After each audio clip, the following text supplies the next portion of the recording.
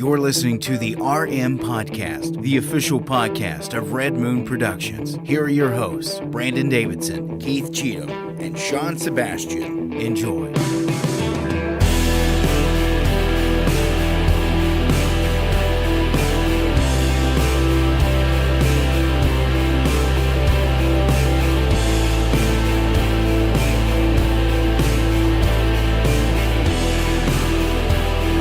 Welcome to another episode of the Red Moon Podcast.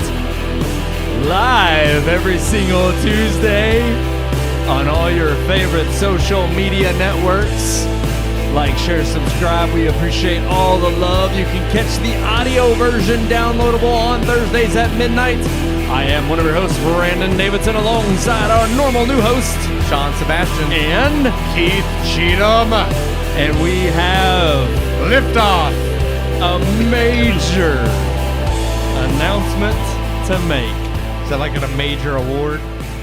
Fragile. A major award. It was Christmas. I had, That was good. That was a very good. I like that little. I would have pushed segue. it, but we don't have that as a thing, and it's not working. That's the first major announcement. The thing's not working. Of course. I mean, would you have a show start any other way than for me to? Especially this show with our important announcement you've got. I was going to say we have to have our important announcement before episode 500.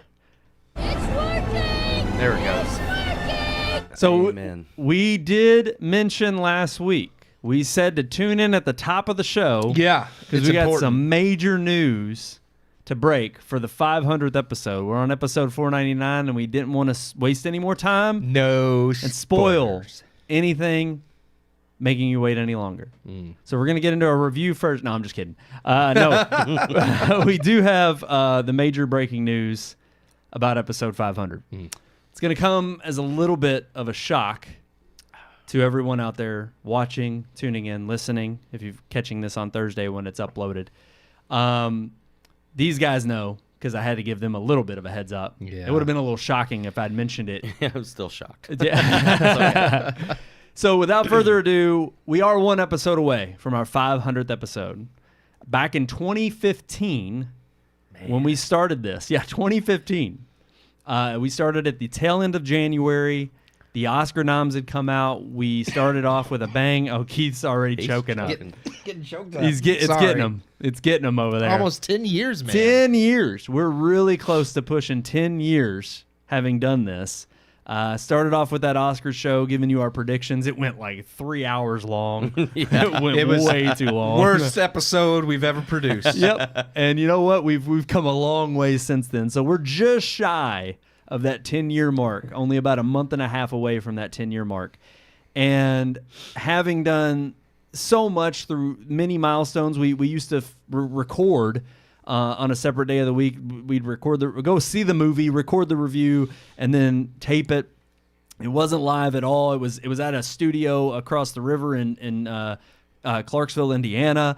We did that for like a year and a half. We produced our first audio drama, our only audio drama, Margaret's Monsters, which allowed us to then build this studio here in my house and get this set up for us to start recording here. Slowly, after we started recording here on location, that kept us from having to travel back and forth so much.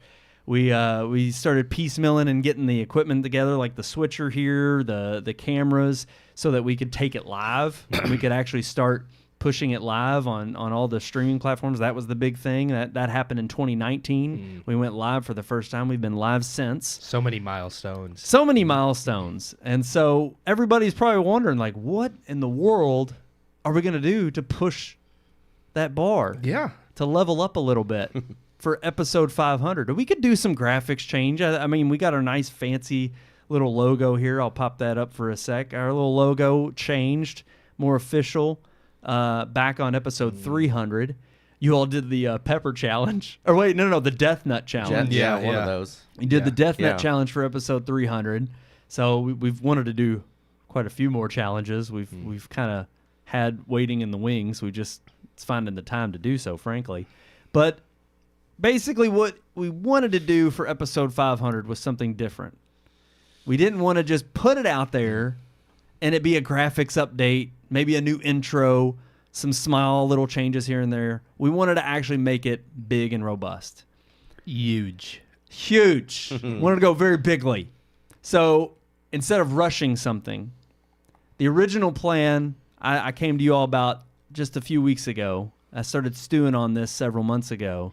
The original plan was we were going to take the holidays off. We were going to take a 3-week break, and we were going to come back with episode 500 at the beginning of the year and really hit the ground running with some new content, new graphics updates, new intro, and just have a really good refresh and start another 10 years of this podcast, another 500 episodes to go. And I thought about it, and I said, you know what? Episode 500 deserves to be a little bit more special, and it deserves to be a little bit more bang for your buck, a little bit more robust. So I made the executive decision that we are going to be taking a year off from doing this show every single week. No new content, no new reviews, nothing for another year. From this point on, for the next year, we are taking a break from doing our live show every single week, and we are actually going to be working on other projects. We've had audio dramas that are already written that are waiting in the wings that we haven't had time to record, or we just haven't had the focus, truth be told, to really hit the, to grind away and make it work and pump it out. This is coming as a shock probably to most people out there, because this is even caught you all by surprise, I think, when I brought it up to you all. Good one. Very good. I brought Well played. I brought this up to you guys about 3-4 weeks ago. Let you all know. Broke the news to you. I know it came as quite of a shock because we've been doing this now, like I said, live since 2019. But for 10 years, we've been doing this podcast.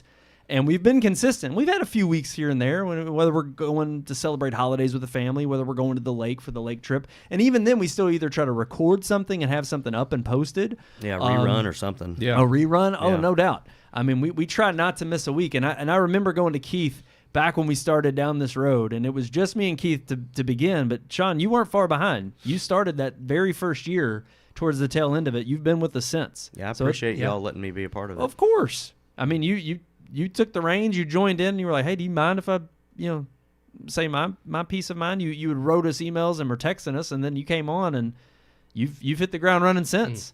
And so for 10 years, it's been a journey.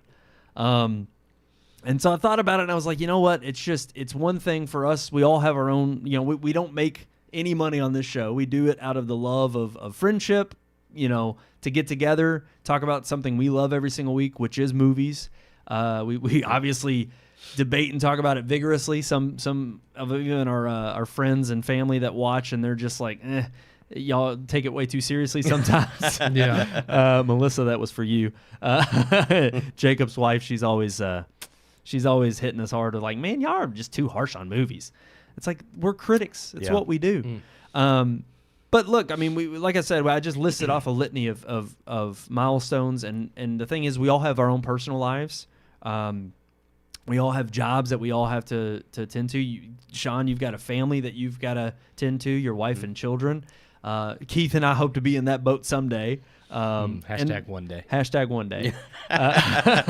Aaron, shout out to you for even last year. I told Keith this. Yeah, this is your fault, Aaron. she was the one that actually she has always been a proponent of messaging us and trying to give us encouragement to say, hey, when's the next project coming? Maybe if you need to take a little bit of time away from the show, it's okay to take a little bit of a break. But she was thinking like a couple weeks or a month or so. And no, I took her seriously. It just took me a year to get there. And I'm like, look, if we're really going to want to do other audio dramas that we've had in the waiting in the wings, other short films. I mean, we've talked about so many times on this podcast about just not only focusing on the film industry, but one of the main reasons we started doing this was to keep us, up to date and in touch with the film industry of what was going on, what were trends. But it was never supposed to be the sole focus of what Red Moon was supposed to be about. And it sort of took on a life of its own. And honestly, I'm grateful for that. I mean, it's been great getting together with you all every single week for this extended time. I mean, I really didn't think in 2015 I can't say I didn't think it would go this long. I mean, the sky was the limit when we started it.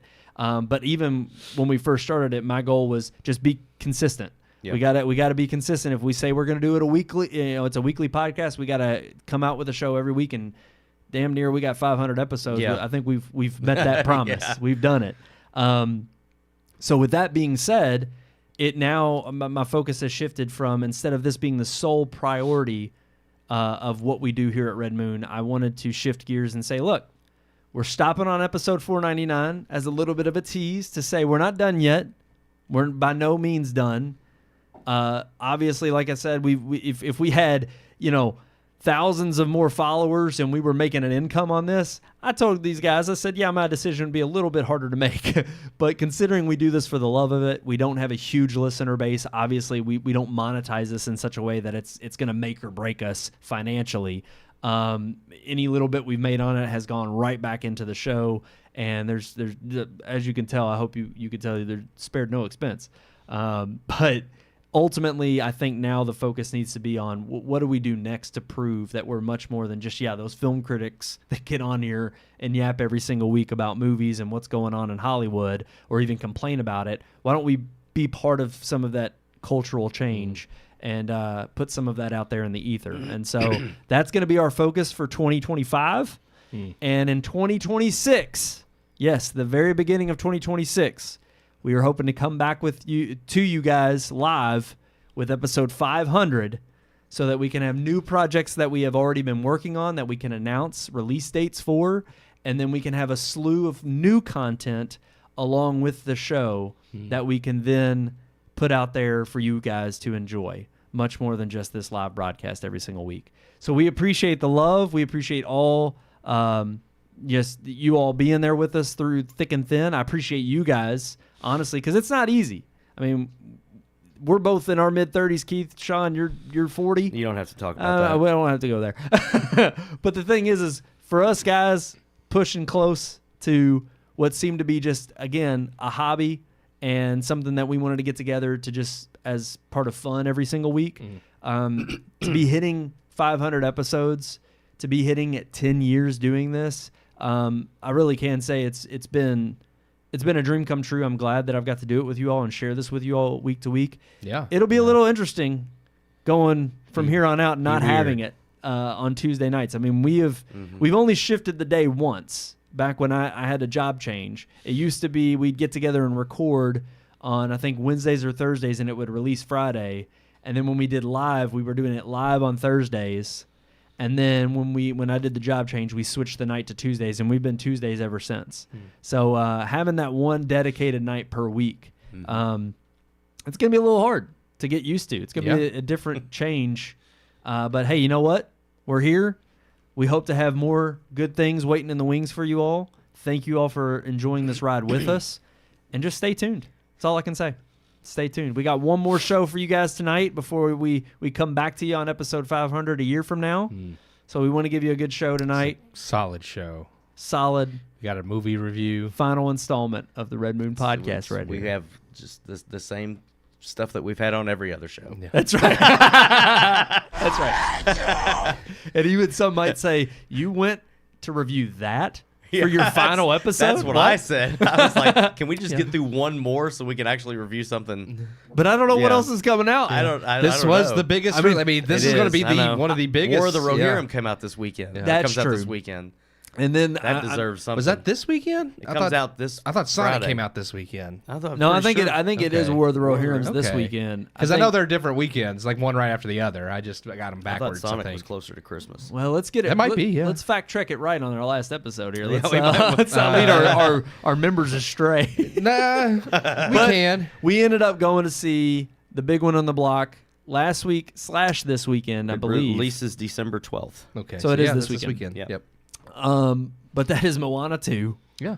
I don't know if we even reviewed the first one. I don't think we did. I know it came out in 2016. So we would have been doing the show. I just don't know if we. I don't think we did. It. Well, like we said last week when we talked about how big it was, The first one kind of flew under the radar at the theater. It was on Disney Plus that it really blew up and has become one of their most popular movies. Their most watched on the Disney streaming Plus. platform. And yeah, kids love it. And I like Moana 1. It's not, I think, Disney's best. Disney Plus but wasn't even a thing. Not when it first came out. Yeah, when it came out and we were doing this show when we started this. But No. yeah.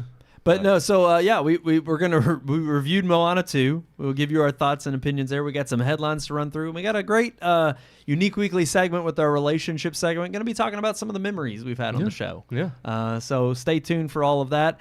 Let's just get into it. Here is our review of Moana 2.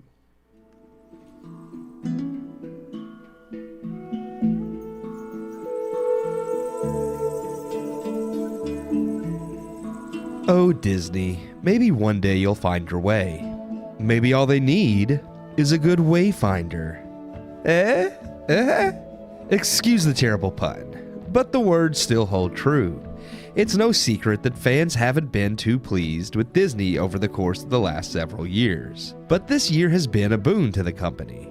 Pixar delivered Inside Out 2, Deadpool and Wolverine knocked it out of the park from Marvel, and even their acquisition of Fox has borne fruit with Kingdom of the Planet of the Apes and Alien Romulus. While I wouldn't say Disney is back on track just yet, this year has at least shown them still capable. And their latest release from Walt Disney Animation Studios has broken the record for highest Thanksgiving opening. I speak, of course, of Moana 2. The sequel to one of Disney's most popular animated films of the last decade. Coming 8 years after the original, the story of Moana 2 is actually set just 3 years after the first, with Ali E. Carvalho returning as the voice of Moana. Moana is now a wayfinder for her village, exploring the seas in the hopes of finding other people with which her village can connect and grow. And finding a broken jar with drawings indicating another tribe, Moana returns home to show her father and people her discovery. Moana participates in a tribal ritual in which she is visited by a vision of a past ancestor and wayfinder who explains to Moana in order to reunite the peoples across the seas, she must find the island of Matafetu.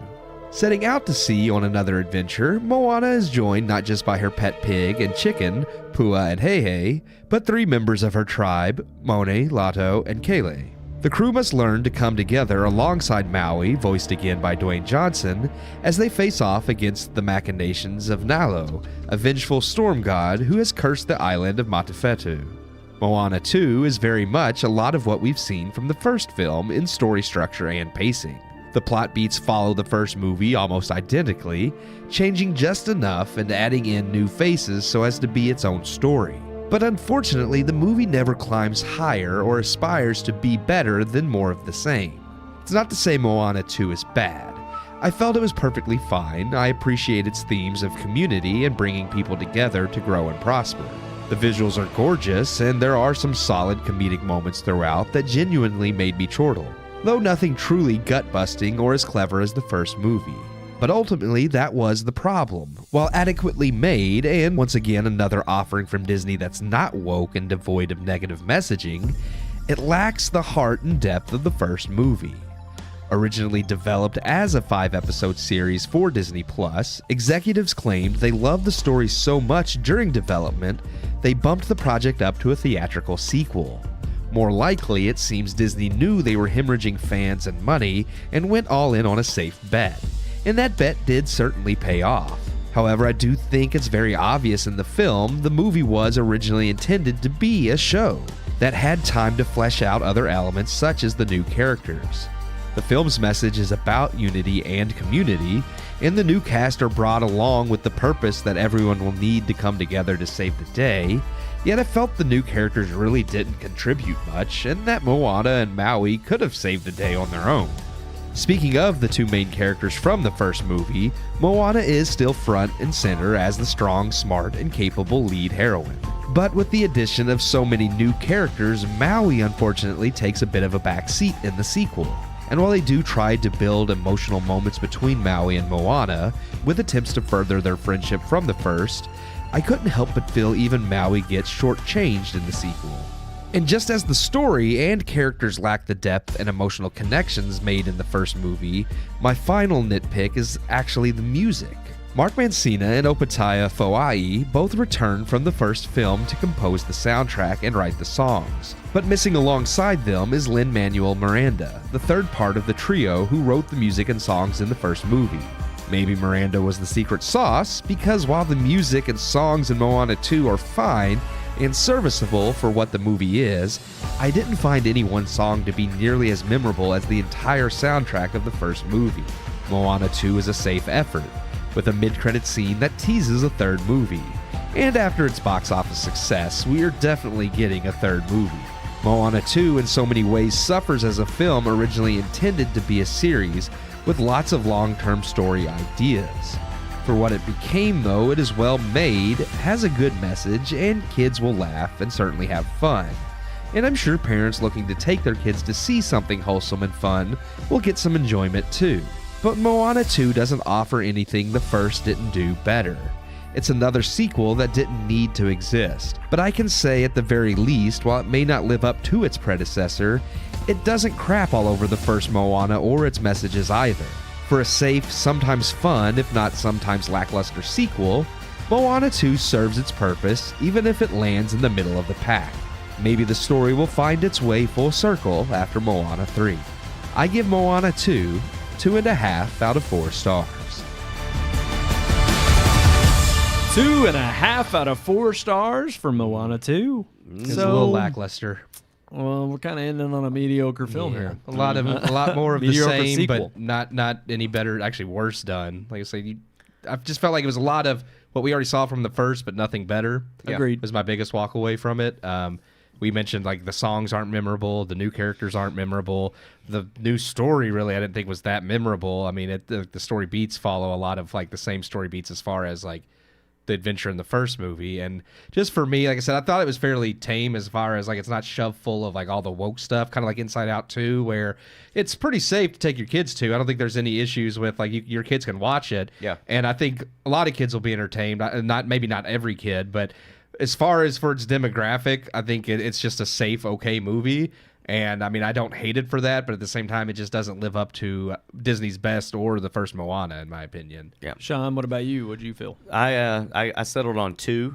That's where I'm at. again, Fair. that's Yeah. I think my biggest gripe, and I agree with Keith, is the music. That's one of the things that the first movie did so well. There are so many songs from the movie that people constantly quote and sing, and you hear kids singing the songs. I don't think there's a single song in this movie that people are going to remember, and you're going to hear kids singing and laughing, and that's just what I was even saying while the review was going. Like, you quote one of the songs, and you had never even seen the first movie. I watched So the it's like- first movie this past Friday. Yeah, but you've been quoting that for years, Yeah. and so it's kind of like you heard somebody else say that, You're or sing welcome. it, or you listened to it on Apple Music or something. They've and it's referenced like, "You're Welcome" on WWE. Oh, So it's yeah. like that's how huge Yeah. it is. Everybody so knows the it. music is the biggest part of the film, I feel like, and it doesn't exist in this movie. Yep. The songs they don't match the tone of the tribal feel and all of that. As like you talked about how some of them they threw in too were a much little rap. more hip hop kind of, Yeah. and I'm like, okay, whatever, but that doesn't match at all what we saw in the first movie.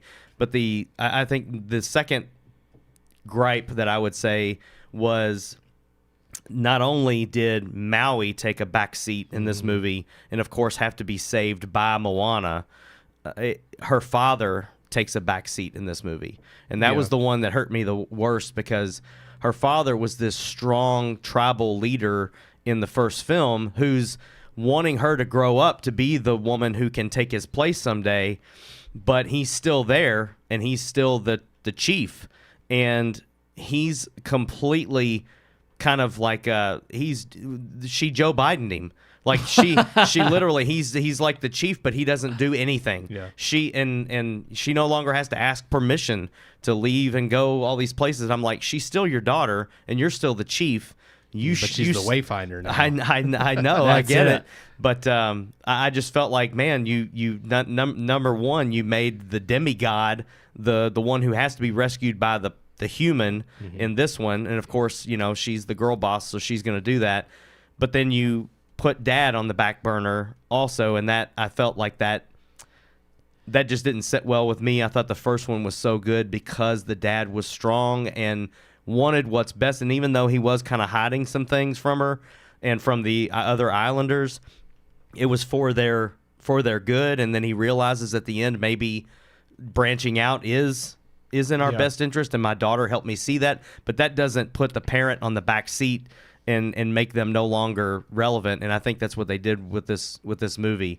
And then I did think, and they didn't do it, but I thought that they were going to go. I thought she was going to be having some kind of a relationship with the engineer, the boat builder chick, that they had to put I didn't this. get that. I know they didn't, Yeah. but at the beginning, I'm like, okay, you got this pretty masculine kind of I thought she was boat going to go building for the girl, other guy. Yeah. and then The whole time. then you have the younger guy, but I was just kind of like, I don't know. Well, There's but a little it too is- much girl boss in it. Well, I was for going to me. say, and that kind of just goes along with. I mean, I settled on 2 as well. I was going to be more generous, and I after I watched it immediately, I was like, okay, I'm 2.5. Yeah. But then the more I thought about it, I was like, I'd rather watch the first one again. Yeah, This yeah. one Yeah. I think can be completely forgotten. Yeah, that's fair. You don't really have to revisit it, so I settled on 2. However, I think if you're just a casual fan and you enjoy it, Yeah. I don't think you're going to be disappointed Kids will by like it. It's safe. Yeah. It's But a good family movie. I thought it was better than Frozen 2 as far as some of their sequels have come, but I mean that's not saying a lot either. Like Right. it's Yeah. I would edge it out in the sense that this was just more milquetoast, whereas Frozen 2 I think had too many actual bad moments. In this one, yeah, I like I said, I love like the message that is on the surface of the movie where they keep talking about like we need to like the sense of community and reaching other people and coming together because that's how people grow.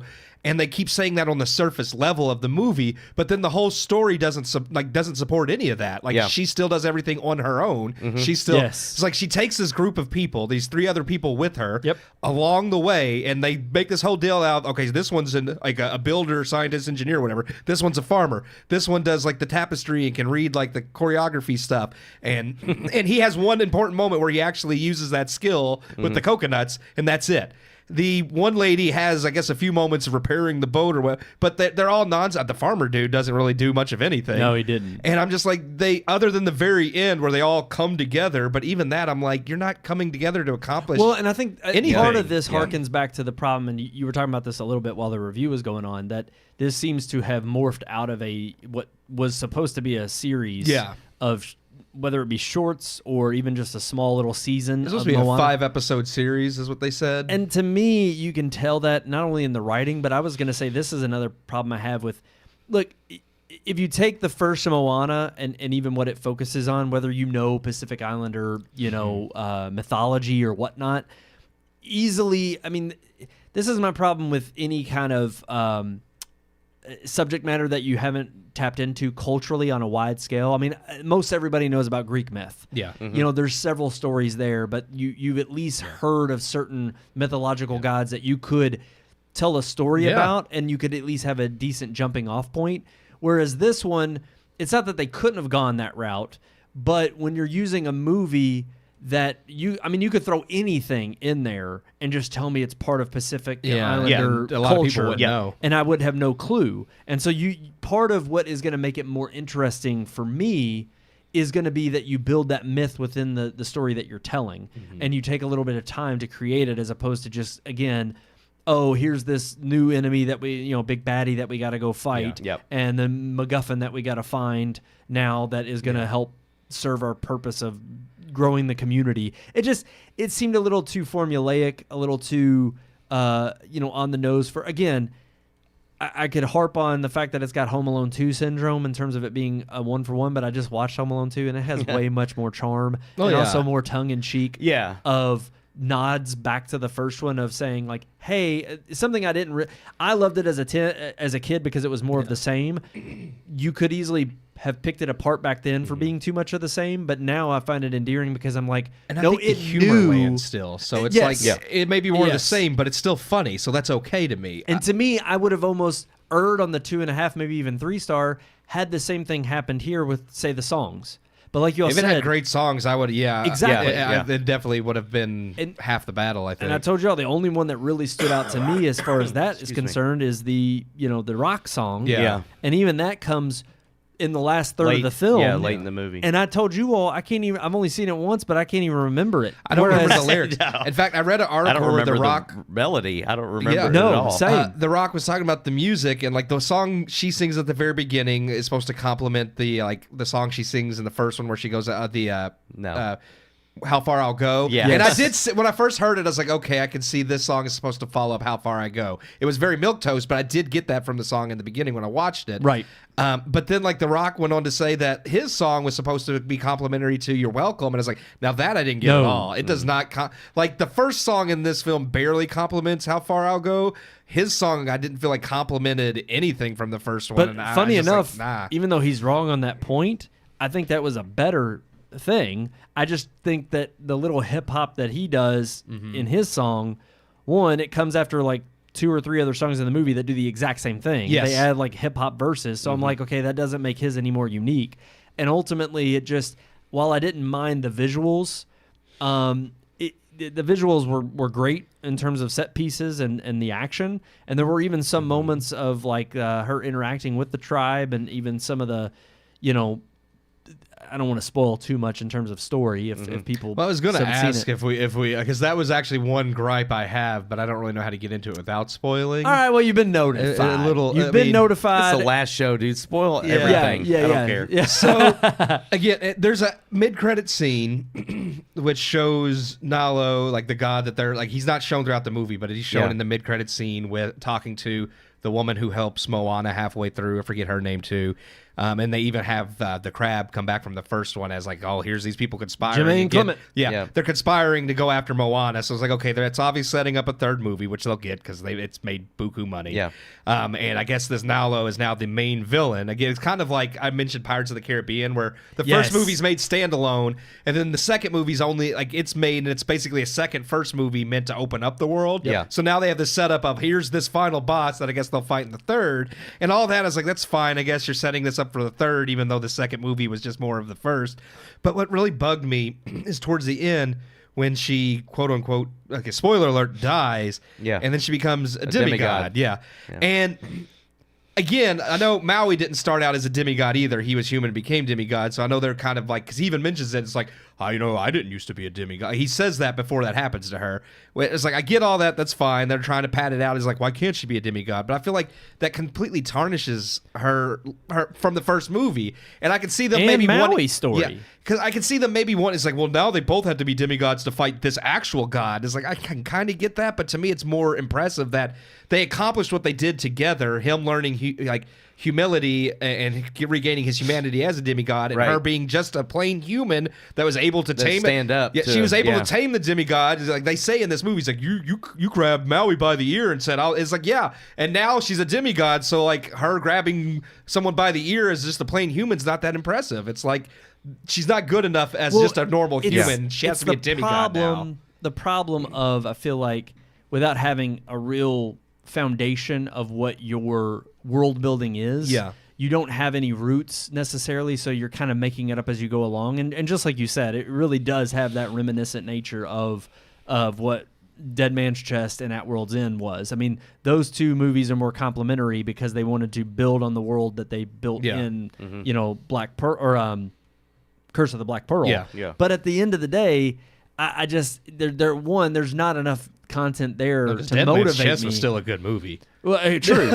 and again, you still had a lot more going for it in other factors Yeah. than just that. And even I would definitely say they kind of flopped in terms of At World's End. It's like it's cohesive, but it kind of has Metal little Gear. bit of a mess, It yeah, has that- Metal Gear Solid 2 syndrome where you've got to play it over and over, and you got to watch that over and over before you're like, oh, okay, now I understand Yeah. the story here and the plot. Yeah, there's plenty of ways to do the same thing over and over again, but do it well. Like Yes. even earlier, we were sitting in your living room talking about how I'm playing through Uncharted again, and I'm like, there's a video game. It's the same freaking story every time.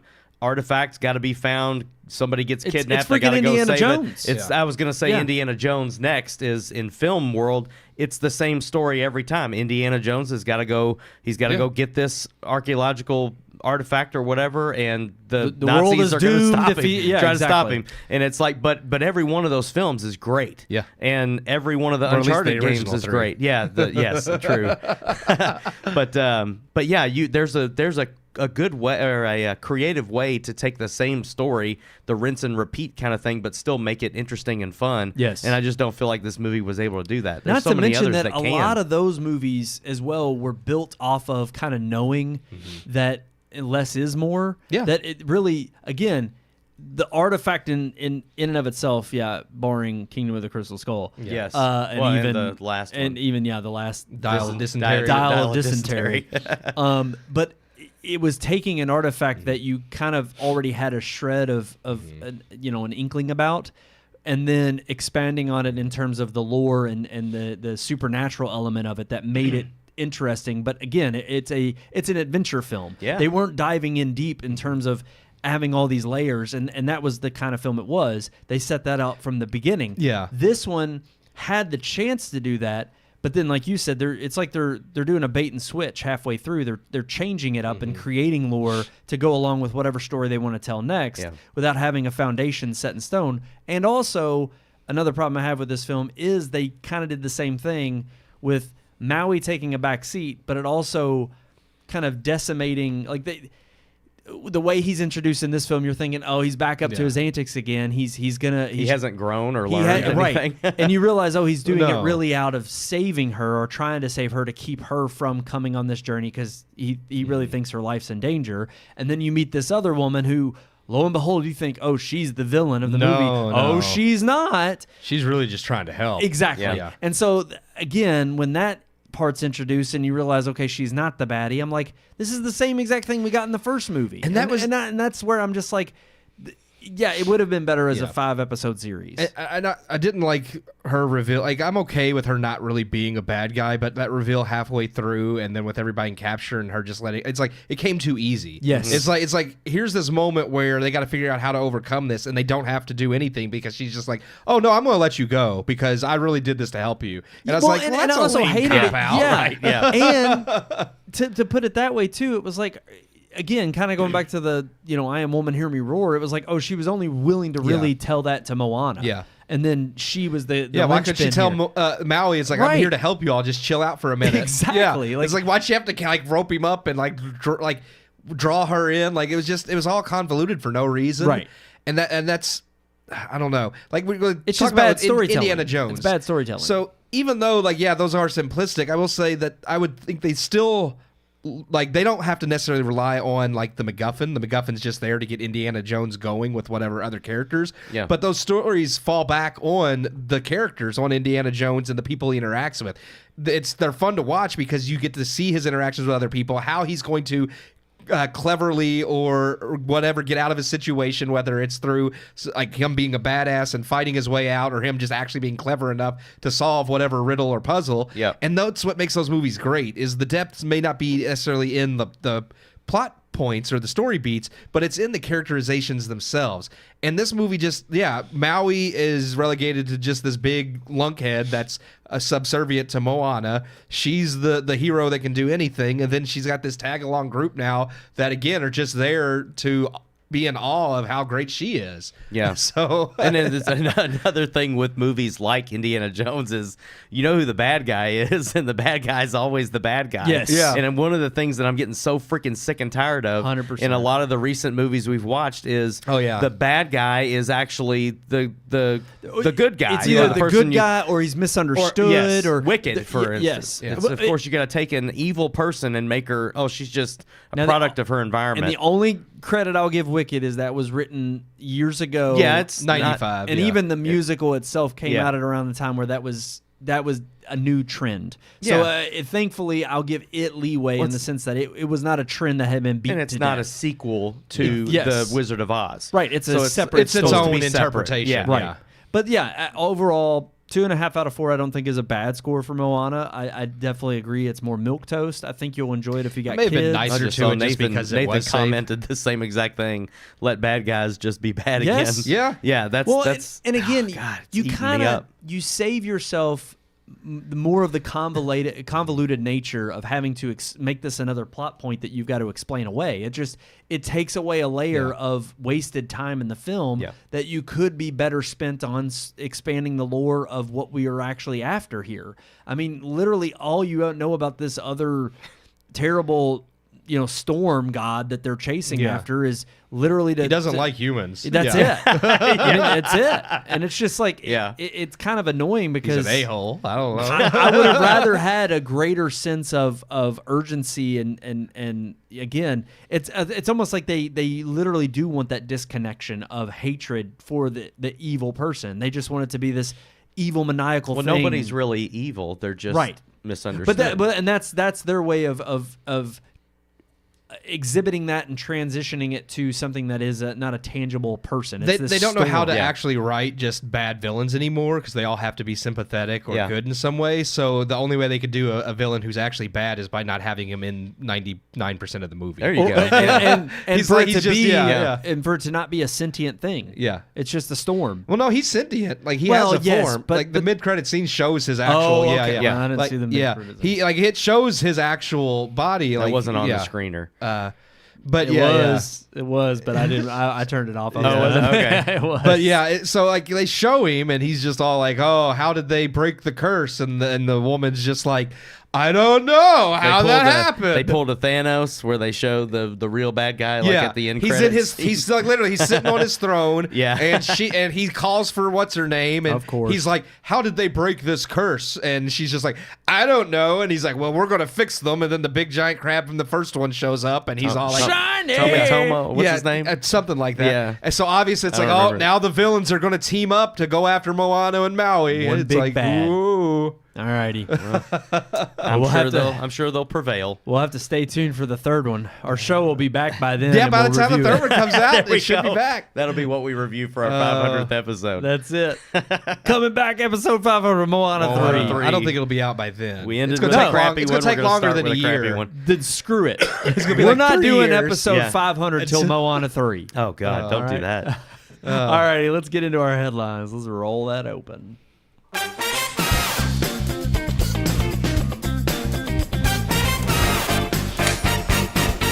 That's right. I want to share that breaking news with everybody at the top here of headlines, just so in case you're tuning in now when you didn't hear at the top of the show, you can always why you would be doing that, but rewatch go it. ahead. You can always rewind it, rewatch it later. Yeah. But yes, we are taking a break from our live podcast every single week. We are taking a break for a year. We will not be back. Game over, man. It's game over. 2026. I like That's this right. one. Yeah. But see, then we would never come back. Why? Because I Because hate if you? if you hate us, then I can work with you just because that's I right. hate you doesn't Yeah. mean like I don't have to love you. I love Sean. Say I hate you. I love Sean. So I come for Sean. That's what it is. That's what it is. But yeah, it's I come bittersweet. for both of you. This is not the end, but it is Tingly. so long for a while. That's right. We'll be back, and we're gonna have newer, better, greater things when we come back. Damn right. That's right. So without further ado, let's dive into our headlines. Yeah. I'm just going to get this off the top because I don't even think we're going to dive into I think we should. the noms. No, we shouldn't do that. 12. Let's 12 one final time. 12 into the nominations of the Golden Turds. Those came out this past week. We know Wicked, and what was the other big one? Wicked and Gladiator 2 Gladiator both 2. got some noms. I think the one they said swept. Let's see, Emilia Perez. I don't know what that movie is. I don't either. Apparently it has the most noms in film, and then The Bear leads TV. So Rightfully so. Emilia Perez, I believe, I've definitely heard of it.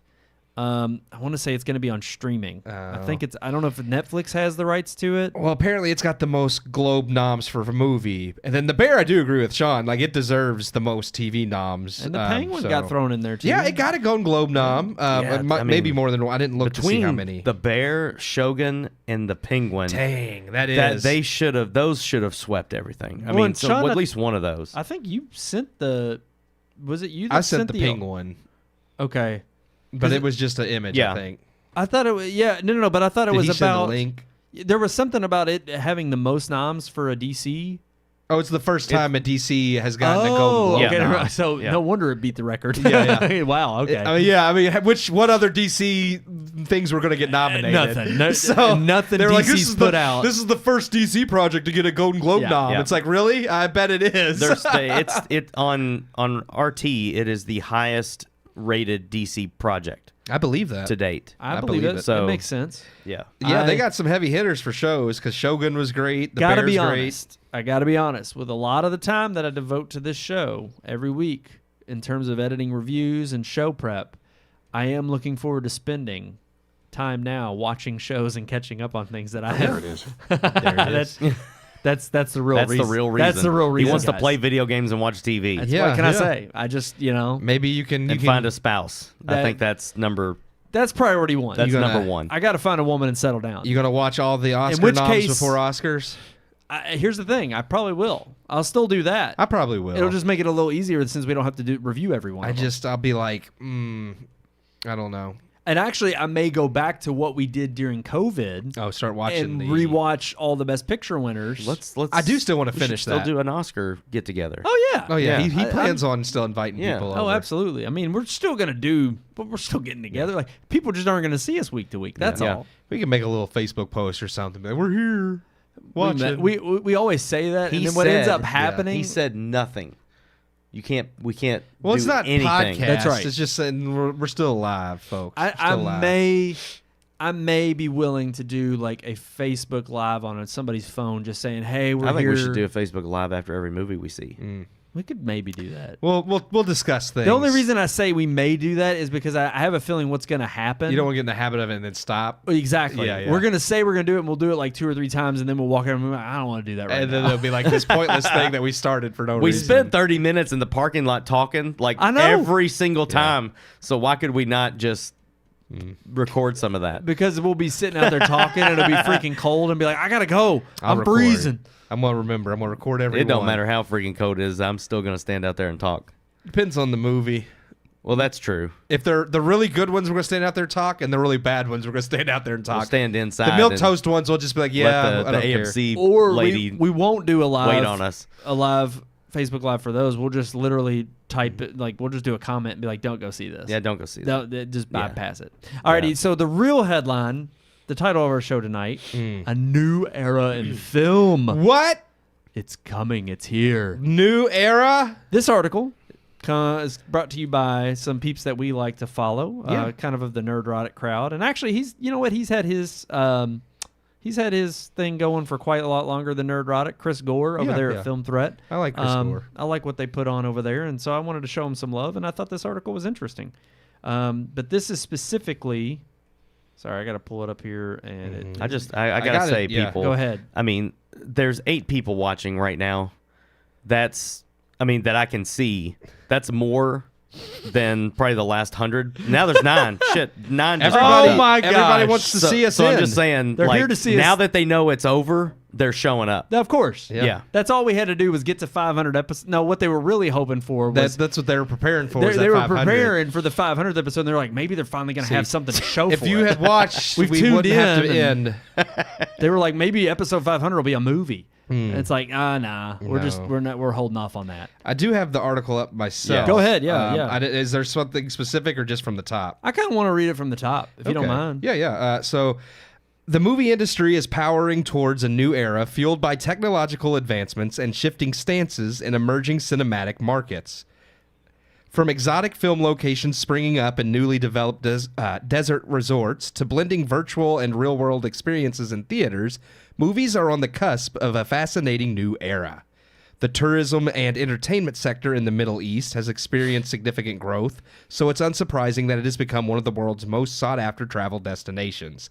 The United Arab Emirates and Saudi Arabia are pioneers of the surge. Their efforts to open up multiple income streams have led them to pour billions of dollars into creating high-end resorts. These destinations are not only attracting a wave of tourists, but become tourist destination. Not only attracting a wave of tourists to become tourist destinations, but are slowly garnering attention from filmmakers. The Saudis' futuristic Neom Resort blends technological and nature in a way that's straight out of sci-fi movies, making it an ideal spot for a movie set. The UAE is also turning heads with its expensive Wynn Resorts project, which would make for a jaw-dropping movie setting when it's completed. The resort will house the first ever land-based casino in the UAE, paving the way for several forms of gambling, and it could make an appearance in a major movie. Some of the best online casinos in UAE have generated massive interest in gaming in the region, and film producers could capitalize on this by creating movies around the subject. Yeah, I want to keep going. I didn't know if you want to go kind of point by point or read the whole thing. We can break there just to kind of talk about how. So yeah, I mean, there's three major topics that they're talking about in this article, and one of the major ones is, of course, now seeing. We've already seen movies moving out of Hollywood because it's so expensive to produce and make in Hollywood Georgia itself. and Toronto being two of the biggest. And I think even overseas, Dubai is huge. Yeah, there's so many films Dubai. made in Dubai. Yeah, Dubai's a big one. I would say in the UAE, the Saudi Arabia, that's what they're talking about. Yeah, they're talking about that now, and that doesn't actually surprise me at all because the UAE and Saudi both have been dipping their toes into a lot of entertainment aspects, not just film. Golf, boxing. Yeah, I'm saying golf, boxing, wrestling. They're huge on wrestling. Even looking into NFL teams, which I have mixed. Yeah, well, I have mixed feelings. I have mixed feelings about all of this. Yes, because it's like America. Like the NFL is America. I want it to be owned by not that they're going to buy out the whole NFL. Well, but all of those areas that we just discussed are a uniquely American culture. And now, granted, I don't mind our culture going and being spread overseas. Yes. We have our tentacles spread throughout the world already in other ways, but it's the influence that comes back in terms of in a nice way to put it. I think of Bollywood, and I think when we reviewed Triple R, one of our highest, fantastic, rated shows ever, because so many people from that area are just happy to get the word out. They're happy to have a spotlight on what it is that they love already. The difference is it's vastly different in terms of it's got an Indian cultural feel, which is what's embraced and what I think is a positive aspect to come out of Bollywood. Now, a lot of that comes with schlock, but hey, look at Hollywood. It's no different. There's a lot of schlock that comes out of there. However, it is unique that when you have that tapestry of a cultural force, spreading its wings, so to speak, into other venues, it adds an element of itself that makes it unique. When you have other cultures, I guess appropriating is the right word here, but in such a way that it can have its own influence and manipulate it to such a degree. We don't know yet. The verdict is out. I mean, more so, is it like, okay, they're adopting these things because they've naturally just come to enjoy it? Or is it like, the gambling aspect of it where it's like, oh, this is just another way to make a buku amounts of money? Now, as far as far as what I've interacted with that I could say in experience with some of the things that are going to the Middle East, I UFC, boxing, and wrestling I watch, and those are very popular over there. And as far as doing matches over there and doing things over there for them and gaining that money, I'm fine with. I don't like WWE when they went up for sale, and luckily an American company bought them, but a Saudi company was wanted to. That's what makes me uncomfortable. It's it's fine that they like our entertainment, they like our stuff, and if we go over there and we can gain more money by putting on those shows and doing that and build good relationships that way, but I'm just not comfortable with the idea that they own these American-built companies. Yeah, I'm more worried about American dollars being spent here in America and not overseas somewhere. Yeah. And so, if they're paying us, if they're paying, UFC to have a big championship fight over there, that's one thing, but if everybody's paying somebody overseas to see UFC, then that's when I got a problem. Because that's American dollars that need to be spent here in America. 100. And the same goes for in terms of the production costs. I mean, it's I'm fine with things being set overseas and being filmed on location, especially if it's got the incentive of it being a cheaper set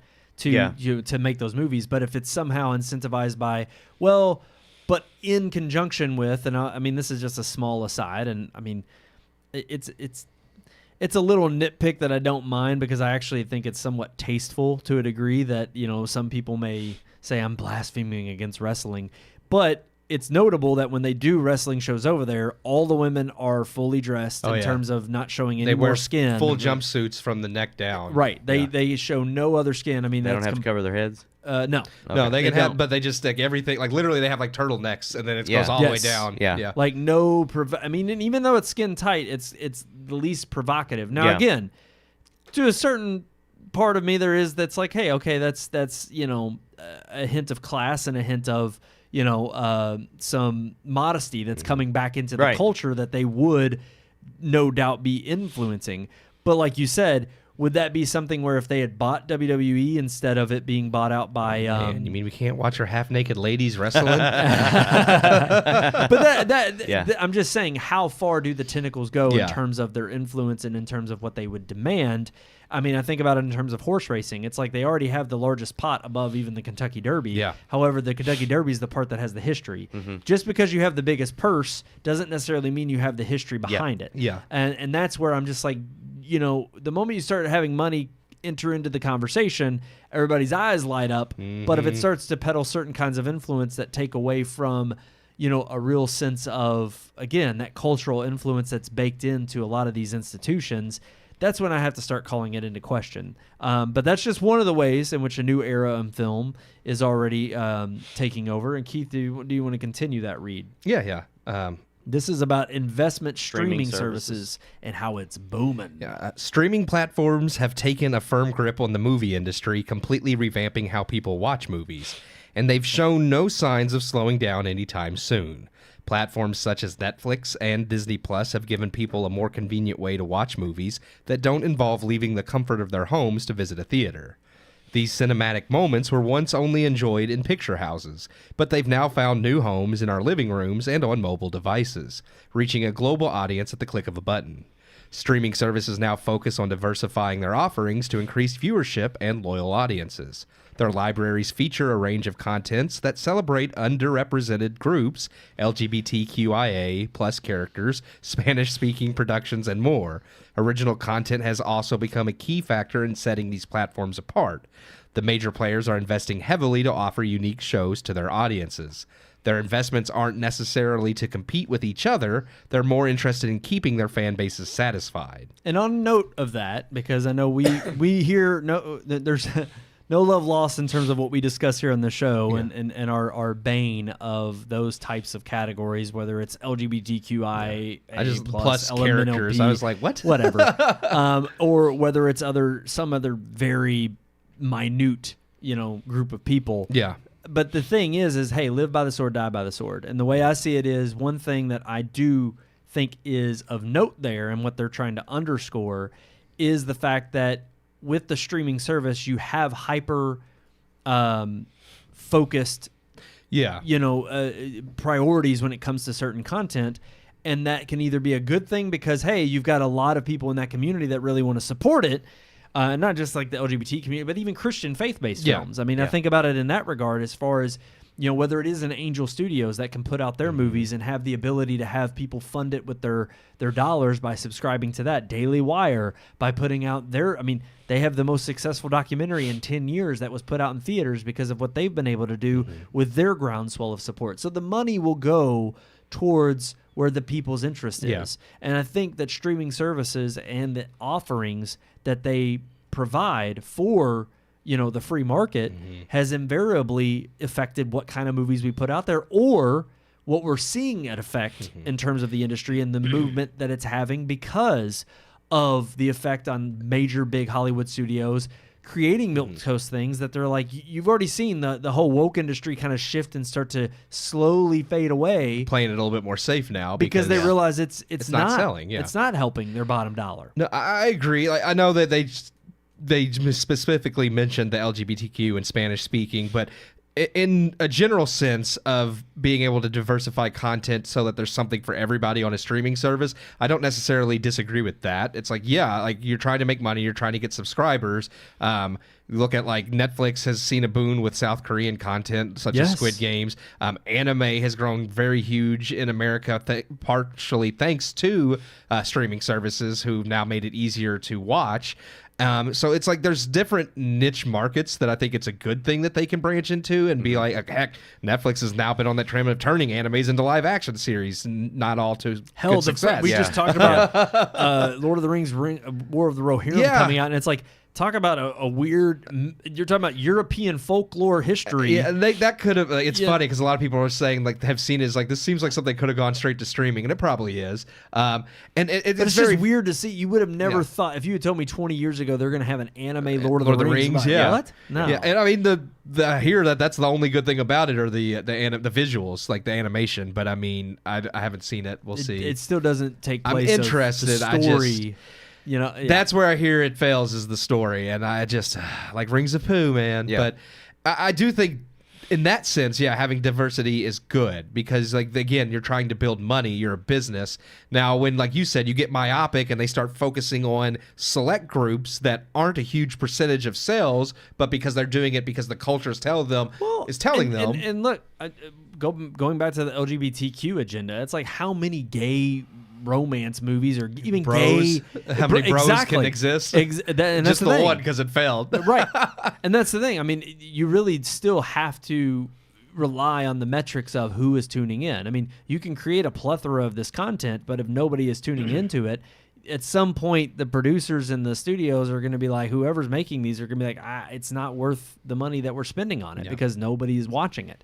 And the streaming services have to do the same. They can't just pay for this content to be on their service if nobody's actually tuning into it. We've seen the countless amount of Netflix originals that have just kind of, I mean, people have, one bad side effect of this new switch in the industry is we've seen and heard the complaints of the Netflix series that start out with 1 or 2 seasons and then they get canceled because, again, they don't have the full faith behind the project to begin with. Yep. It's like they dabble in we'll see if this works. And of course, a lot of people tune in the beginning and think, oh, this is an interesting idea. But unless you're Stranger Things and it just, for some Take it reason, off. has Yeah. like Something a, blows up. Yeah. right. You're just going to end up with, oh no, it's getting canceled after 2 seasons. Yep. Sean, did you want to add anything there on? No, I would streaming just say along with the like what you just mentioned with the kind of the plethora of content, I feel like it's a double-edged sword. You've got all the streaming services and all the content, and it's kind of like you said, Netflix might have something that runs for 1 or 2 seasons and then gets cut, and people are upset about it. And I think that's like, okay, if it's a show that's doing well and fans approve and are continuously coming back and watching the whole thing because their metrics are skewed anyway. If you watch 30 seconds of something, they say you watch the whole thing. Like it's really skewed how they count their views and all that stuff. Disney's the same way. But I think the streaming services and someone like Netflix has opened the door for the people who would have never gotten a chance to have their content put out anywhere. So the fact that Netflix is willing to take the chance on some of these things, and like you said, let's see how it goes, for those people that's great. But then again, that then barrier to entry is so much content that people might watch people might watch the popular show and miss out on the person who just got their shot, and then because nobody saw it, it gets axed. And one final thing I'll say about this too, because in a weird way, you're right. It's and then not just that, but I think culturally there is a breakdown because we're so bifurcated. I mean, if you think about it, it used to be that if there was whether it was MASH, Cheers, Frasier, I'm just throwing these out there. Talking about a show that everybody saw yeah. because it was the only thing on. Yeah, I mean, that's true. I mean, whether you loved it or hated it, or again, you could say it was milquetoast, and I would argue differently. I was like, no, it had to reach wide swaths of people and encompass wide variety of views because it it knew the audience was so large, it had to relate to them in such a wide net. And it used to be that it was like, okay, yeah, it was every once in a while you could go see the auteur film because it celebrated certain differences or it fit a certain narrative that you were like, this really hits home with me. And those were fine, few and far between, but not every single project, not every single show, every single movie. And I think when you get so minutely focused on those little details, you alienate wide swaths of people. And you didn't run into that problem where everybody is in their own little box and it's like, oh man, have you seen this show? It's really good. And actually, I know maybe even it's harmless because you know me as a friend and you're like, I know you'd really like this. Well, yeah, but there's a litany of 50 other shows that you've already started. Whereas it used to be that, hey, if this is on at 8 p.m. on major network, everybody's sitting down, everybody's watching it, and it used to be the water cooler talk the next day. It was like everybody was tuning in and talking about, oh my gosh, could you believe that twist that you saw on Lost? That was insane. I mean, it was just... My wife and I were just talking about Survivor the other night. Because you can watch those on streaming. Yeah. But we were talking about how, like, when that show first came out, we used to have Survivor parties at church. Yes. And our church youth groups and stuff families would get together at somebody's house to watch Survivor. And that was when reality TV was kind of on the cusp. Yeah. And there wasn't a ton of reality TV. Well, and even then, but now there's so much. It was one show, but you had all these flavors of personalities that you could pick your little box that you're like, well, I'm lining up with this guy, so I'm cheering for him. Or, oh, I'm lining up with this guy because I like what he did here. And it was like, even then, you kind of captured both worlds. You got this wide net to capture everybody in it, and then you sectioned off. Yeah. And it was the same with even dramas or comedies. It was like you had characters who fit a certain personality. Lost was another big one, like you just mentioned. Yeah. It was like you had people that you could identify with. I was a John Locke guy. Oh yeah, John Locke was my great. favorite character. I loved Sawyer. We named our son after Sawyer. Yeah, from Lost. But that's the thing. You had characters that you could personalize with and you could identify with, and so it made it easier to be like, oh, I can talk about it in this way because you had something you liked about it, but everybody had something they liked about it. And I think that was one thing that we're kind of missing from just this, like, one, content overload with streaming, and also really just, being sectioned off and hyper-polarized these days. But anyways, let's continue with the last point they want to make, which is kind of interesting. I didn't really think of this as being a new era in film. Yeah, so final form, film scores and soundtracks take center stage. Music has always been a very powerful storytelling tool in the movie industry. Film scores and soundtracks have been the backbone of movies, and this trend will play an even bigger role in the future. Film scores are original pieces composed just for a specific movie. They are often meant to capture the essence of characters, themes, or the overall story. These film scores are carefully designed to match the pace and feel of the movie, adding emotional layers that improve the viewer's experience. Soundtracks use pre-existing songs that filmmakers place in scenes to invoke certain familiar emotions or highlight specific themes. The songs always add context to the narrative of the movie, allowing viewers to connect to a specific mood or setting in the story. Over the years, film scores and soundtracks have been crucial facets of the movie industry, and it is hard to see that changing in the near future. Music directors work closely with their counterparts in the movie scene to decide where each film score or soundtrack fits best in the movie. Songwriters are also in the mix, with all three parties focused on choosing specific moments of the movie that align with the director's vision and improve the overall story. I think this is interesting for me because as having a brother who learned piano growing up, and one of my greatest regrets was not learning an instrument when I was growing up, but it got him into classical music, which is very odd in terms of not very many people have that as their forte.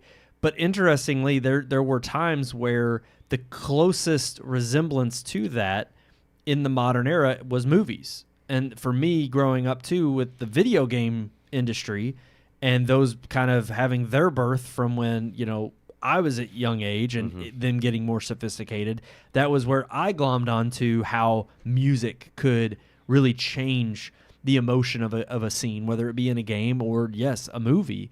And it's funny because I think, with John Williams having such a recognizable name in pop culture and just across the board in general for having done Steven Spielberg's movies, but also for really being one of the modern day composers that brings in elements from not only classical composers, but to bring in an element of something that it's funny because it's like you wouldn't really think of old school composers having a breath of new life, but it's like every generation is going to have a composer, I think, that adds on to that, music that's been around for years, whether it is the music industry in terms of pop or punk or hip hop or whatever genre you want to fit it into, or literally just going back to what it is with just musical instruments in a classical setting. It's like, it is crazy, but it's like, that's one thing that transcends, I think, culturally. It is the universal language we all speak. Yeah, music. I mean, music does connect, I think, us all. And like you said, I mean, there's always going to be some new composer. Like, I mean, just thinking in the last few years, because I remember, I mean, really growing up, John Williams was all I knew, because I mean, he was in every Star Wars, Indiana Jones, Jurassic Park. So many iconic movies. But then as I get older, I mean, I get to, we learned Hans Zimmer, Harry Gregson Williams, Michael Giacchino. Michael Giacchino. And it's like there are great composers out there for film. And sometimes, they miss the mark and don't get nominated because they say that they just reuse too many themes. But that's just the Academy's stupid opinion. Hans Zimmer. Defending Hans Zimmer a little bit. But yeah, you don't think about how much music impacts movies until sometimes, like when it's not there. I know, like No Country for Old Men, which is a fantastic movie, and that worked just because of the lack of music, and you can't always pull that off either. That was a really unique, creative way. But I know so many times watching anything, Lord of the Rings, anything that just gets me hyped up in a moment. Howard Shore. Those certain scenes, whether it's an emotional scene, whether it's an action scene, Alan Silvestri with Forrest Gump, it doesn't matter. There's James Newton Howard did a lot of M. Night's films. Yes, and there's this. You can tell, like you could play music from certain movies, and people will know. It's like, oh yeah, that's Jurassic Park, or that's Star Wars. Honestly, one of the biggest ones that I can think of right now, just because it's been memed to hell, is the Interstellar. With Hans Zimmer. Yes, and it's hilarious because you've seen. Again, when it penetrates pop culture to a degree that it becomes memed, then you've done your job. And whether it's because you like the particular score or just stands out because it matches this, whether it's something funny or like you said, I mean, when it is a sentimental moment or, it gives you a certain gut punch when you hear it and it evokes a certain emotion. I mean, it's one of those things that I don't see changing at all in the industry. And if anything, movies that don't have memorable scores make the movie overall less memorable. Well, I mean, look, Moana 2. Not just the songs and the score lackluster, not as memorable as the first. I mentioned Netflix adapting anime into live action. One of my issues with One Piece live action was I felt like its score paled in comparison to I love the score in the anime, some of the themes that really get you hyped up. And I think when you have projects like that are lackluster, like in the music, people do notice, even if like they're not as in-depth critics like us. I think average audiences, they may not realize it, but like they go see Moana 2, like, yeah, that was good. It just some of it didn't feel as good as the first, and they may not realize it's because it lacks that memorable thing. But they notice. Even with the music, not just the score, but the choice of song. Yes. Especially even when you're watching a newer film and they draw back to like an old 80s rock song or a slow song or something from the past, and it's kind of like sometimes those songs just make the scene. Yes. And that always stands out to me more so than the score. Like I said, I brought up Jurassic Park. That's probably one of the only film scores that I've bought the disc, because when that movie came out, I loved the music more than I loved the movie. But that was, music, actual like artist songs are featured in certain scenes, like just drive the thing home for me. So I remember that more than anything. What I would say, I understand that that's definitely the future, or a portion of the future of filmmaking. But one thing that I'm worried about, and it doesn't mention this in the article, but we're starting to see ads and product placement more in films. And what I would really hate to see, or hear for that matter, is songs that are placed in films just because the artist struck a deal with the movie producers to say, I don't want Taylor Swift's song in a scene unless it really fits. I don't want it there just because Taylor Swift said, well, I'll pay you $16 million to put this to put the song in your film. That's what I'm worried about with the future of film, because I feel like more and more films are starting to have all that product placement. I mean, that is crap in true. it. That is true. I mean, but in a weird way, I would also argue I would just say another thing I do like is kind of harping on your previous point was like I think of even things like James Gunn with Guardians of the Galaxy. Yeah. Or even I'm thinking of the movie Warm Bodies just popped into my head because there were certain songs that I had never heard before. Oh, yeah. That are that either some are popular from, that have a resurgence, or even Tarantino. Tarantino picks songs that he has a classical, oldies library that he pulls from, the most obscure artists, not even sometimes artists, sometimes it's just obscure pieces of work from known artists that are music or songs that I have not heard before. And it immediately is like, not only did it fit that scene, but I just like that soundtrack. Yeah, or I like that what song. song is that? I gotta Shazam that. Right. I think you find certain people are better at it. Like Tarantino's good. James Gunn, I thought the first Guardians is good, and he's not bad. He's hit or miss, I think, since some of his other projects because it's like he's trying to catch that same magic. Yeah, and I was gonna say, an opposite of that is when you get into something like I was thinking of Thor: Love and Thunder, where it's just like now you start the to same see generic songs. rehash, and I'm just like, AC/DC is going to be in every single one. Yes. right. And that's the thing is, it's like the songs aren't inherently bad, but now when they're overused or you're pulling from something that is overplayed, I mean, whether it smells like Teen Spirit from Nirvana, it's like you could make a really cool But think about the montage Batman, of every movie that ever the used opening scene for the Batman I know. with that freaking Nirvana song. I know. There's no other song that they could have used in that opening scene to give it the gravity that it did. And that's song fine. It's but it is an beautifully overplayed used. song. It is, but that one was that. It's like, don't I think put if you that could in do any other something movie. unique Just leave with it for that movie. Yeah, if you could do something unique with it, I don't Yeah. mind as much. But then when you do something like where Iron Man uses Thunderstruck, and then everybody's like, we got to put Thunderstruck Right. in every Yes. action scene. And even going back to that, it's like I wouldn't knock them for using that Nirvana song. It's just there are times where it's not that it's bad, but the ones that I find memorable are when they'll pick an artist or something I've never heard, and it just immediately afterward I'm like, I got to find out what that song is because Stranger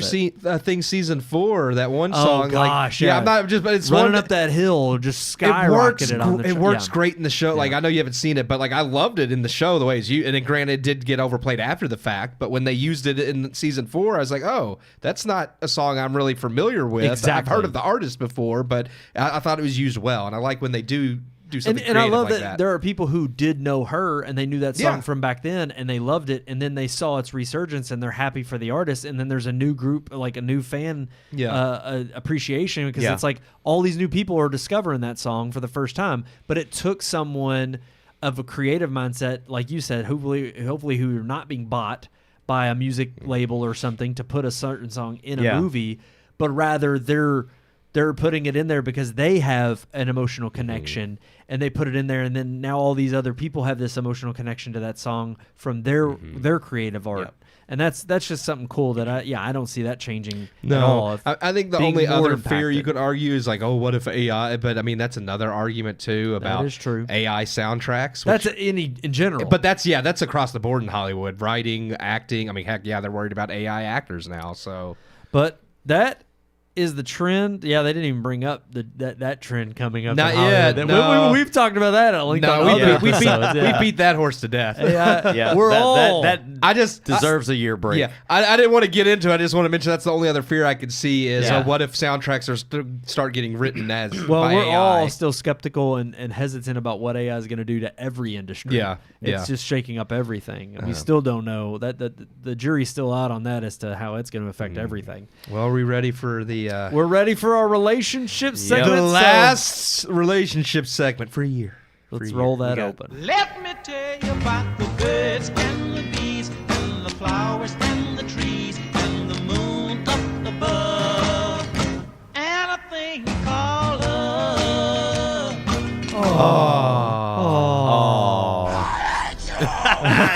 I had to do it one last time. One last time. Had to. Alrighty, guys. Yeah, we wanted to get a little sentimental with this being the last episode for a year. And For a year. again, if you're just tuning in and you're finding that out and you're like, what? At the end of the show. That's it. Yeah. We're done for a year. We're not coming back till 2026. We'll be working on some stuff behind the scenes, but no live shows for a year, taking a break. So I wanted to get a little sentimental and talk about our favorite memory What? of the podcast over the years. Man, there's Some of our many. favorite memories of being I mean, here definitely week in and week the out. Peanut Challenge and the Reaper. In fact, I wish, Yeah. having done the Reaper already and the Peanut Challenge being even worse than the Reaper, I do wish we had done the full pepper. I felt like we copped out a little bit Yeah. because we chicken. Yep. Yeah. But Y'all that's don't even okay. eat the seeds. You know what? I mean, I chewed everything. Yeah, the seeds were in there. We just didn't we got some swallow. seeds. Oh, But okay. yeah, I still grow them. Clip that, put it on for We just 500. didn't swallow. Yeah, we did. We swallowed. But Excuse me. I still grow a Carolina Reaper, so maybe when we come back in a year, we can do it right. No, I think we still need to do the chip.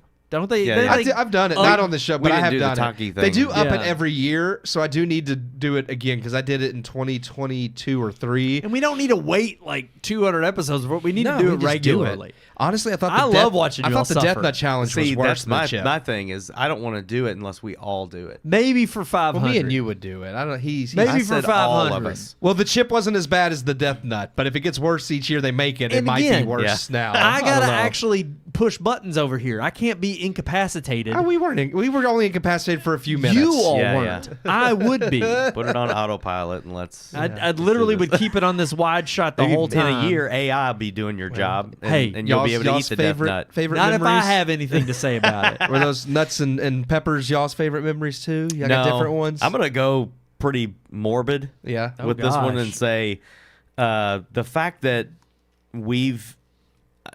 I know we've been doing this weekly for 10 years. The fact that like we've all suffered losses in family and things like that and been here the same freaking week and shared that, like, I know that's like something you shouldn't look forward to. Obviously, I don't look forward to any more of it. But I'm just I feel like, you, dude, though. we've shared some stuff on this show that, I mean, some people don't share Yeah. with their, close family. Like, I really do feel like we've been through some crap Yeah, together yeah. Yeah. just on Tuesday nights, Been which through is the crazy. trenches. Yeah. Yeah. Oh, Grant, we've all had moments of breaking down on this show. yeah. We've all dropped one F word each. I think so, yeah. Through accident. Through accident. During the challenges, right? That's the only No, time I've mine said was it. random. Like yours was during the challenge. Yeah, yeah. Brandon was out of righteous anger, and mine was just like y'all Yeah. said something I liked, and y'all like I don't like that. I was like, It man, was I effing still- love. Yeah, that It was just that came was out of random. nowhere. It was still Yeah. a slip up. Yeah. All of ours were Yeah. a slip up. It We went try to where- keep it PG-13 on here. No, I will say too, like I loved going to, and maybe it was just because I was, allowed to be a part of it in the beginning, but going over to the radio station in Indiana, I thought that was so cool. Like going in there and the fact that you had access to that, sitting in one of those sound booths and recording and going back in the break room and making a pot of coffee every day. Like we had a routine and it was cool. We were the only ones there most of the time. Sometimes we were there and someone else would have been there. Like the Spanish people were there recording something. That's right. And I thought that was so cool. It's cool being here. But I like our studio. But yeah, I remember that. Yeah. And that's one of the fondest memories I have is when we started doing that. Yeah. I we would like that. go It was see a neat. movie, then go to the Drive to Indiana. Yeah. Yeah. Sometimes we saw a movie over there in the Yeah. little theater they have there, but we Yeah. would that sometimes was- grab food, then just go record. Honestly, I ain't gonna lie. It's hard for me to remember or grasp the days before AMC stubs. Yeah. because we I mean Spent that was a lot back of when we money, were spending yeah. money on every Yeah. ticket. I'm just like, man, I can't. It is weird to think it's like how much money was I really spending because even Yeah. like the $20 a month has been so much like so great. Well, and you got to think We saved a before lot. Stubs, it was Movie Pass, but Movie Pass didn't come along until like 2018. yeah, even then. So we were Yep. seeing and movies. we only had it for about a year. yeah, and then of course Stubs, trounced it, and Movie Yeah. Pass Well, ran out of really, money. so we really only abandoned movie passes because Right. but they ran out of money, but they also started like chinsing on what you got and were screwing people over, and we were like, Yep. we're like, nah, we're out. But it is funny because for a good 3-year period, I mean, that was coming out of our own pocket. Yeah. I mean, Stubbs does too, but $20 a month is a heck of a When lot you less see to pay. when you see an Yeah. $18 movie every week, it's like you after the first movie you've saved. Yeah. Yeah. I mean, it's become a subscription service that we have greatly valued and taken advantage of. Even when they've bought their gold mines and everything else AMC's done. Yeah, maybe in a year we'll actually go see a movie at AMC theaters and we'll be like, oh my gosh, guys, they've remodeled. They actually keep it clean. Well, I don't plan on Not getting the rid of year. the subscription yet. I do plan on still using it throughout the year. Well, yeah. So, Yeah. But I mean, and we can come back with a positive attitude of, oh, things have changed, but some things don't change. Well, they That's did. right. AMC Yeah. said they were going to invest more money in their theaters. I doubt Louisville's one of them, but we can hope. we can Maybe only we'll hope. get some reclining Yeah. seats in the IMAX. That would be amazing. Going live for the first time. That Yes. was pretty sweet. Yeah, I loved that. I was gonna say, I mean, to me, it's weird, not one particular memory, but it was kind of like all the milestones I mentioned at the top of the show. Going over there to Indiana every single week and just starting out. I mean, it was funny because even when we first started recording, it was in this tiny little audio booth, and it was like a little recorder that I just plugged 2 microphones into. And for it to have grown into this, and like you said, even just doing Margaret's Monsters was huge. I was gonna say that's definitely Yeah, we really recorded huge. that over Yeah. there. Yeah. That was a huge fond memory for me. Was writing it, recording it, the whole process with all. I mean, of no that. offense, but it's like at the time, the real focus was like, oh, like not only seeing it come to life, but it was as we were doing it, I kept thinking like, oh my gosh, like we're finally taking that next step of what the podcast was supposed to be about and for. And trust me, we had originally planned for a lot more audio dramas and a lot more We work. wanted to have like 2 a year. Yeah. Yeah. So and it was again, the hopes were there. Just life's gotten in the way, but it is interesting because like even doing Margaret's Monsters, seeing it come to fruition, and each week those episodes coming out, and then transitioning from, I mean, having me and my dad. During that time of working on that, we were working on this table and building this table to be It's a nice the table. set. It is. It's fantastic. It's held up. Great. But building it specifically for the studio, and I remember, again, it was kind of piecemealed, but all of that was going on so that we could move over here from the studio in Indiana to doing it here on, at the house, so that it wouldn't be such of a travel, a hassle to travel back and forth every week. And then while Margaret's Monsters is going on and we're releasing those episodes, this was slowly being put together. And I remember sending you all that photo the first time that we got all the equipment in here. We got the TV up with the logo and then the, panels. And it was just like, we're just like, oh my gosh, like that looks so legit. And I couldn't wait. And at that time, we were still 2 years away from putting it on air, quote unquote. That was the goal. But it was like, even just having it set up to look the way it did was just part of the aesthetic, and building in that, like, again, having something that we wanted to come and partake in every single week and make it feel comfortable, and being able to, I mean, from us sitting out on my back porch just smoking to now going over to Brian's every single week. I mean, Brian being included in this, and the way it's all evolved. Yeah. It's just been crazy how, like, again, it's been 10 years of it evolving and morphing, and It's a decade of our life, man. it organically growing. Yeah. I mean, it is. It's crazy. A decade has gone by, and it really does not seem It doesn't even feel like like it. 2015 was that long When I ago. think of like everything throughout my life over those past 10 years, it's like right, I mean, it's crazy because yes, it's like yes. I've switched jobs since then. Same. More than once actually, because I left. I was in the restaurant industry when we started.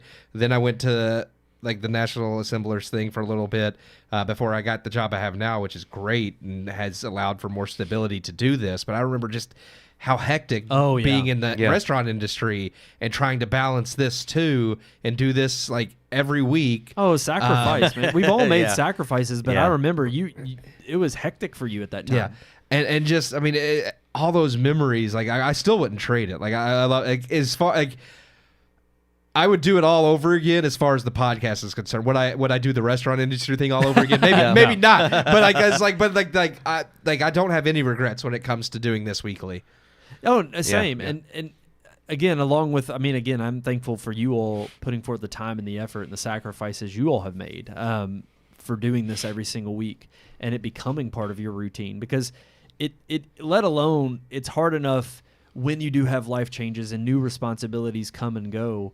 And this has been one of those responsibilities we've all made a priority. And I'm beyond grateful for you all making it a priority. Yeah. And so it's not beyond me to not only recognize that, but like you said, 2015 does feel like a long time ago. It is. But the fact that this has been going on since 2015, the show does not feel like it's been going on that long. No. It Yeah, feels yeah. like just yesterday we were just getting started. We were just hitting our first episode going live. I mean, I do remember that night and how ecstatic we were and together, and again taking that next step. And it was just insane to think that, again, those little things along the way that were just like, oh, we're making it that much bigger, we're making it that much better, whether it is just a simple graphics refresh or even episode 300 when we finally added video to the reviews. I mean, it all amounted to sacrifices I had to make it all work. But yeah, like you said, I wouldn't trade any of that work for anything. And it has created a decade of memories that are going to last the rest of my life. And I look forward to coming back in a year with greater things having been done. So that's the way I if we see can it. do more Margaret's Monsters, That's more right. more things like that, I'm all for it. If there's anything I want to say about the next 10 years, it would be that I would hope we'd have new memories and new things that we could build upon, that we would say that was worth it for us to take that break and for us to create something new for the future ahead. And that's how I want to leave this. Yeah. So I will say I told my oldest son yeah, that we weren't doing the podcast for a while, and he cried. And I was just like, dude, you don't even listen to it. You're not allowed to listen to it. And he was like, no, I'm crying because that's another night of the week that I'm not going to have the TV. And so he Dang, literally man, had you took tears the in his eyes TV because from he him. looks forward to me not being there Tuesday night so that he can like, have the "Dad's not basement home." TV. Yeah. that's so Yeah. great. Sorry, Sawyer. Yeah, Sawyer's Took that upset. away from you, bud. Yeah, it hit me in the feels because I was just like, dang, even my son like recognizes Like how big of a thing what it of a is. commitment this has been for me. Yeah. And all of that, and looks, I'm just like, you don't even listen to it, and that's when he's just like, no, it's like I'm not gonna get the PlayStation and the TV in the basement. Like, Hey, I I was just love like, oh, I kids. see That's where right. see where your priorities are. That's right. They yeah, let you. That is. They wear their heart on their sleeve. They let you know. Yep. But thank you all so much for tuning in. It's been 10 years of doing this journey with you all. I appreciate all of our friends and family and fans that have tuned in. Yep. Again, few and far between, but thank you all so much for the support. We appreciate all the love. Again, like, share, subscribe. We're not going anywhere. There's all of our past episodes are still up online. We're still going to have the audio version hosted. The website, I'm going to let you know ahead of time, is probably going to come down around June sometime. Not only for some rebuild, but I'll still own the domain. I just, one, it badly needs a refresh, and two, Wix, you're terrible. y'all need a lot of work under the hood. So I'm just going to go with probably a new developer and work on that privately. And so we probably won't have a website presence, but YouTube, Facebook, Rumble, all of our social media will stay active. Probably, yeah, we're going to have few posts here and there. I'm not going to say or guarantee exactly what's in store just yet. I don't want to make any promises. What about that email? Well, we're getting there. We're getting there. Because, again, one thing that we did with Margaret that I want to maintain, that we've also done and proven with this show for the last 10 years, is we learned this a long time ago with Red Moon, was not making promises we couldn't keep. Far too many projects that went unfinished in the past, and even some that never saw the light of day, some that did see the light of day and they shouldn't have, or they might not have been, they could have been greater finessed. And so for me, one thing we did with Margaret's Monsters was we set a deadline, we got it written, we got it done and edited, and it released on time. And I want to make sure that if we come back, we're going to come back stronger than ever, not only with new shows and new content, but with a greater propensity to offer our audience something that they can say, oh, wow, that was not only worth the break, but I'm looking to see what you have in store next. So we don't want to make promises we can't keep. We're going to probably be pretty radio silent for the most part, except for our real close friends and family who may know what we're working on. But for in saying all of that, thank you all so much for the love and support throughout these 10 years. It's been incredible. Again, revisit all of our old content, our old reviews, all up online. We appreciate it. And now I will say, like, share, subscribe on all of our social media right there at the bottom of your screen. Red Moon Book on Facebook, Red Moon Tweet on X, Red Moon Pics on Instagram, and of course, search for Red Moon Productions on both YouTube and Rumble. Appreciate all that love. And yes, even for a year that we're not going to be here, you can always reach out to us and give us some fan mail that old-fashioned way. Nice. How is that, Keith? RMPodcast at redmoonproductions.com. Hi, I'm gonna miss not hearing that I may just call you out of the blue, Keith, and have you whisper that to me in my ear on the phone. Will you do that? I might. Ooh. I might whisper. Ooh. Maybe we'll just put up a recording of that every once in a while. Every week, just that recording. RM podcast. I can't do it. You got to do it. RMPodcast at redmoonproductions.com. Woo. One last time. That was it. Yes. Beautiful. Alrighty, guys. Thank you all so much. And until next time, we'll see you in a year. I'm one of your hosts, Brandon Davidson, alongside our normal new host, Sean Sebastian. and Keith Cheatham.